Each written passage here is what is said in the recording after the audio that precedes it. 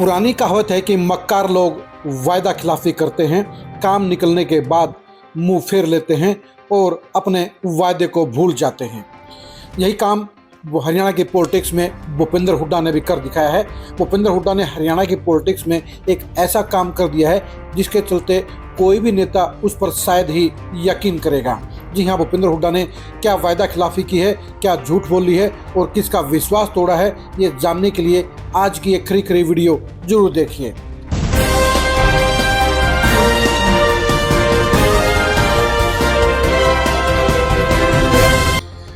भूपेंद्र हुड्डा के गढ़ के तौर पर सोनीपत जिले को भी गिना जाता है। सोनीपत जिले में भी बड़ौदा सीट भूपेंद्र हुड्डा की सबसे मजबूत सीट मानी जाती है।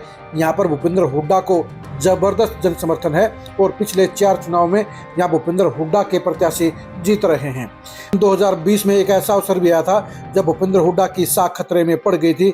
वो मौका था बड़ौदा के बाई इलेक्शन का। बड़ौदा के बाई इलेक्शन में भूपेंद्र हुड्डा की साख दांव पर थी, उनका सियासी करियर भी दांव पर था, क्योंकि बड़ौदा का बाई इलेक्शन जीतना उनके लिए बेहद जरूरी था। भूपेंद्र हुड्डा को जो टिकट मिली थी वो इंदुराज नरवाल की मिली थी। इंदुराज नरवाल कांग्रेस के आवेदनकर्ताओं में सबसे कमजोर प्रत्याशी थे, सबसे कमजोर दावेदार थे। ऐसे में उनको टिकट दिलाकर उन्हें फंसाने का काम किया गया था और भूपेंद्र हुड्डा उस चक्करों में फंसते हुए नजर भी आए थे। लेकिन भूपेंद्र हुड्डा ने इस चक्करों से निकलने के लिए चालाकी से और मक्कारी से काम लिया। उस चुनाव में निर्दलीय प्रत्याशी के तौर पर डॉक्टर कपूर सिंह नरवाल ने भी नॉमिनेशन किया हुआ था। डॉक्टर कपूर नरवाल बड़ौदा के बड़े असरदार नेताओं में शामिल है। 2009 के चुनाव में इनेलो के टिकट पर उन्होंने 30,000 वोट लिए थे और वो दूसरे नंबर पर रहे थे। 2014 में भी उन्होंने 45,000 से ज़्यादा वोट लिए थे और नंबर 2 पर रहे थे और सिर्फ 5,000 वोटों से चुनाव हार गए थे। ऐसे में यह तय था कि कपूर नरवाल चुनाव लड़कर 15 से 20,000 वोट ले जाएंगे और ये वोट भूपेंद्र हुड्डा के प्रत्याशी इंदुराज नरवाल की हार पक्का करने के लिए काफ़ी थे। इसलिए भूपेंद्र हुड्डा ने रास्ते का कांटा निकालने के लिए और अपना मकसद हासिल करने के लिए कपूर नरवाल को इस बात पर रजामंद किया, इस बात का वायदा किया कि अगर वो नॉमिनेशन वापस ले लेते हैं तो उन्हें अगले चुनाव में इंदुराज नरवाल की जगह टिकट दे दी जाएगी। इसके अलावा ये भी कहा गया कि जब तक चुनाव नहीं होते हैं तब तक उन्हें संगठन में जगह दी जाएगी और सोनीपत का जिला अध्यक्ष बनाया जाएगा। ये अलग बात है कि कांग्रेस का संगठन नहीं बना, जिसके चलते ये दूसरा वायदा पूरा होने का अवसर ही नहीं आया। लेकिन अब जब टिकट देने की बारी आई तो भूपेंद्र हुड्डा अपने वायदे से मुकर गए। कपूर नरवाल जब टिकट लेने के लिए भूपेंद्र हुड्डा के पास गए तो उन्होंने साफ तौर पर कह दिया कि सीटिंग गेटिंग का फार्मूला होने के कारण वो इंदुराज नरवाल की टिकट नहीं कटवा सकते हैं। कांग्रेस में ये पहले से ही तय है कि सीटिंग गेटिंग के फार्मूला चलता है और पुराने विधायकों को टिकट मिलती है। यानी भूपेंद्र हुड्डा को पहले से पता था कि वो इंदुराज नरवाल की टिकट नहीं कटवा पाएंगे। इसलिए हुड्डा ने कपूर नरवाल को झूठ बोला कि वो 2024 में भालू का टिकट कटवा देंगे। यानी जानबूझकर उन्हें बेईमानी की, जानबूझकर उन्हें झूठा वायदा किया और अब वो अपनी जुबान से मुकर गए हैं। हम इस बात के साक्षी हैं कि भूपेंद्र हुड्डा ने किन लोगों के सामने उस समय चुनाव बचाने के लिए ये झूठा वायदा किया था। अब इस झूठे वायदे के चलते भूपेंद्र हुड्डा से कपूर नरवाल और उनके समर्थक नाराज हो गए हैं। डॉक्टर कपूर नरवाल के घर पर हुई इस बैठक के इस नज़ारे में आप खुद ही देखिए कि समर्थकों का मूड क्या है, समर्थकों का ऐलान क्या है और समर्थक क्या कह रहे हैं।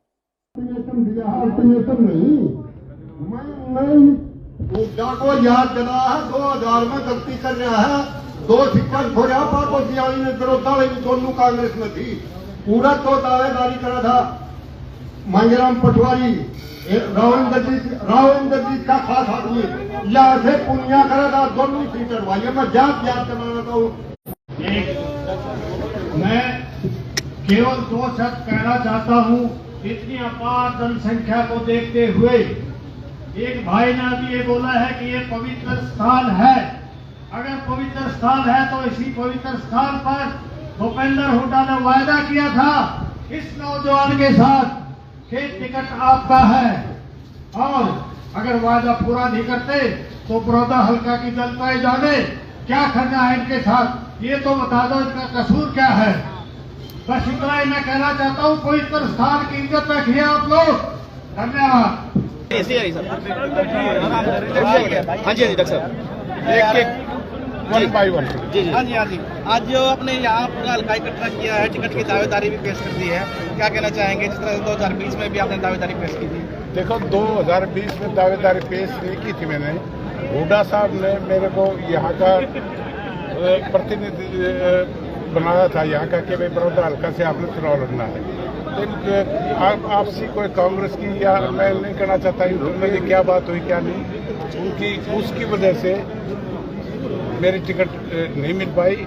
और हमने जो हमारे अब एट प्रेजेंट विधायक हैं भालू चौधरी भूपेंद्र सिंह हुड्डा की मान सम्मान के लिए उनके जो कद है उसको देखते हुए चौधरी भूपेंद्र सिंह हुड्डा पूरे युवा के नेता हैं, उनके बात सुनते हुए हमने अपने आप को विड्रा कर लिया था। और चौधरी भूपेंद्र सिंह हुड्डा जी ने ये हमारे से ये कहा था कि भाई आने वाले 2024 आपके लिए होगा, आपका स्वर्ण अक्षरों में नाम लिखा जाएगा। तो आज एक किस्म की सारा आपने हल्का इकट्ठा किया है, क्या फैसला लिया गया है हल्के तरफ? देखो हल्के में मैंने फैसला यही लिया है कि भाई जो आज बड़ौदा हल्का की सरदारी इतना क्राउड आया हुआ है, इसके सामने मैंने सबसे पहले तो एक ही बात थी कि भाई कई ओकेजन हो गए, मैंने बताया था मेरे पिताजी के बहुत पुराने साथी हैं, मेरे साथी हैं, कई साल हो गए कोई ओकेजन हुए। भाई कोई भी दादा खाओ नौजवान खाना खा लो वो बैठ भी जाओ सारे कुर्सियां अपने। तो मैंने इनको इसलिए बुलाया था क्योंकि इलेक्शन का टाइम है, बैठ के चर्चा भी हो जाएंगी।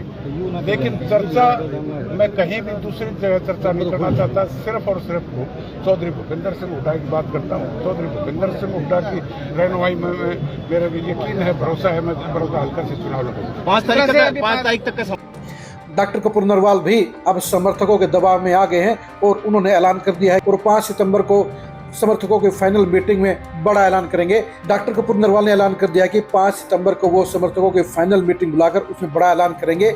यानी अगर कपूर नरवाल को 5 सितंबर तक टिकट का भरोसा नहीं मिला, टिकट का ऐलान नहीं हुआ, तो फिर वो कांग्रेस छोड़ने का ऐलान कर देंगे।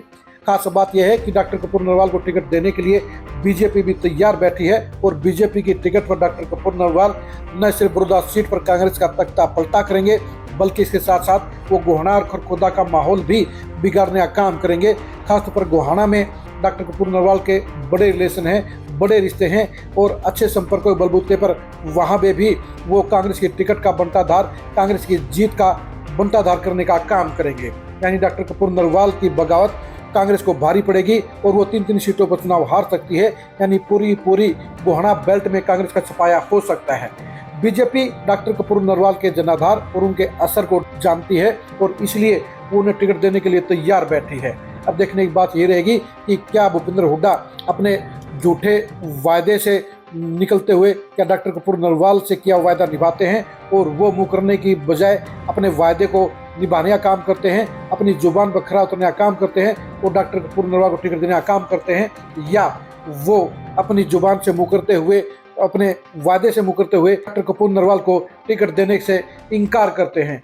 ये बात फाइनल है कि अगर डॉक्टर कपूर नरवाल ने बीजेपी के टिकट पर चुनाव लड़ा तो बड़ौदा की सीट कांग्रेस से छीन लेंगे। उसके साथ साथ गोहाना और खरखोदा की सीटों पर भी वो हालात को और समीकरणों को पलटवाने का काम कर देंगे।